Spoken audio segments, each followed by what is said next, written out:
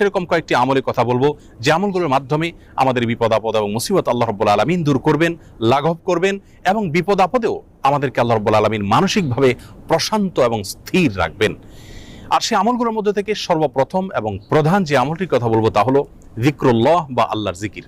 আল্লাহর জিকির এর চাইতে কার্যকর কোনো ঔষধ আর নেই ডিপ্রেশন দূর করবার জন্য। কোরআনে কারীমে আল্লাহ তাআলা বলেছেন, আলা বিযিকরিল্লাহি তাতমাইন্নুল কুলুব। আল্লাহ তাআলার জিকির এর মাধ্যমে মানুষের অন্তরসমূহ প্রশান্ত হয়ে থাকে। অতএব আল্লাহ তাআলার স্মরণ অন্তরে রাখা, মুখে আল্লাহ তাআলার কথা বলা, আল্লাহর সঙ্গে একান্তে কথা বলা, এর মাধ্যমে ডিপ্রেশন দূর করা যায় সবচেয়ে সহজে। আল্লাহর জিকির বা যিকরুল্লাহর একটা বিশেষ পদ্ধতি হলো কোরআনে কারীমের তিলাওয়াত।